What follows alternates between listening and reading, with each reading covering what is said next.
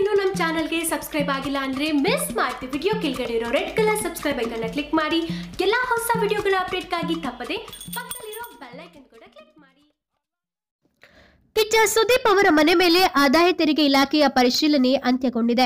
IT ಅಧಿಕಾರಿಗಳು ಸತತ 47 ಗಂಟೆಯವರೆಗೆ ಸುದೀಪ್ ಮನೆಯಲ್ಲಿ ಪರಿಶೀಲನೆ ನಡೆಸಿ ಇಂದು ಬೆಳಗ್ಗಿನ ಜಾವ 5:30ಕ್ಕೆ ತೆರಳಿದ್ದಾರೆ.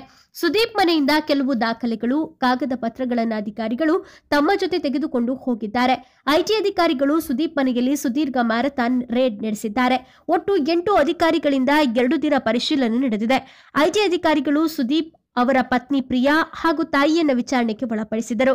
ಸುದೀಪ್ ಆದಾಯ ಮೂಲಗಳು, ಹೂಡಿಕೆಗಳು, ಬ್ಯಾಂಕ್ ವಹಿವಾಟು, ರಿಯಾಲಿಟಿ ಶೋಗಳ ಸಂಭಾವನೆ, ಚಿತ್ರಗಳ ಸಂಭಾವನೆ, ಚಿನ್ನಾಭರಣ ಸೇರಿ ಎಲ್ಲ ಆಯಾಮಗಳಲ್ಲಿ ಐಟಿ ಅಧಿಕಾರಿಗಳು ಪರಿಶೀಲನೆ ನಡೆಸಿದ್ದಾರೆ. ಬೆಳಗ್ಗೆ ತೆರಳಿದ್ದ ಅಧಿಕಾರಿಗಳು ಮತ್ತೆ ಸುದೀಪ್ ನಿವಾಸಕ್ಕೆ ಆಗಮಿಸಿದ್ರು. ಕೆಲವು ದಾಖಲೆಗಳಿಗೆ ಸಹಿ ಮಿಸ್ ಆಗಿದ್ದ ಕಾರಣ ಅಧಿಕಾರಿಗಳು ಪುನಃ ಸುದೀಪ್ ಅವರ ಮನೆಗೆ ಭೇಟಿ ನೀಡಿ ಸಹಿಯನ್ನ ಪಡೆದುಕೊಂಡ್ರು. ಇಬ್ಬರು ಐಟಿ ಅಧಿಕಾರಿಗಳು ಬ್ಯಾಗ್ ಹಿಡಿದು ಮನೆ ಒಳಗಡೆ ಹೋಗಿ ಸಹಿ ಪಡೆದು 10 ನಿಮಿಷದಲ್ಲಿ ವಾಪಸ್ ಮರಳಿದ್ದಾರೆ. ರಾತ್ರಿಯಿಡೀ ನಡೆದ ಐಟಿ ಪರಿಶೀಲನೆಗಾಗಿ ಸುದೀಪ್ ಅವರು ಅಧಿಕಾರಿಗಳೊಂದಿಗೆ ನಿದ್ದೆಗೆಟ್ಟಿದ್ರು. ರಾತ್ರಿ ಇಡೀ ಅಧಿಕಾರಿಗಳು ಕೇಳಿದ ಪ್ರತಿಯೊಂದು ಪ್ರಶ್ನೆಗಳಿಗೆ ಸುದೀಪ್ ಜೊತೆಯಲ್ಲೇ ಇದ್ದು ಉತ್ತರಿಸಿದ್ದಾರೆ. ಸುದೀಪ್ ಇಂದು ಬೆಳಗ್ಗೆ 5:30ಕ್ಕೆ ಬಿಗ್ ಬಾಸ್ ಶೂಟಿಂಗ್ ಸ್ಪಾಟ್ಗೆ ತೆರಳಿದ್ದಾರೆ. ಸುದೀಪ್ ಮನೆಯಲ್ಲಿ ಕೊಂಚ ರೆಸ್ಟ್ ಮಾಡಿ ನಂತರ ಬಿಗ್ ಬಾಸ್ ರೀಡಿಂಗ್ ತೆಗೆದುಕೊಳ್ತಿದ್ದಾರೆ. ಪ್ರತಿ ಶನಿವಾರ ಬಿಗ್ ಬಾಸ್ ಕಾರ್ಯಕ್ರಮದಲ್ಲಿ ವಾರದ ಕತೆ ಕಿಚ್ಚನ ಜೊತೆ ಸಂಚಿಕೆ ಟೆಲಿಕಾಸ್ಟ್ ಆಗುತ್ತೆ.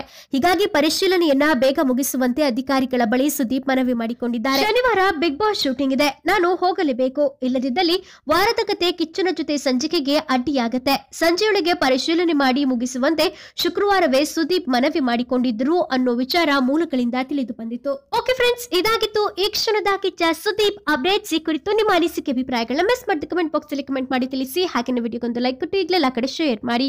Thank you.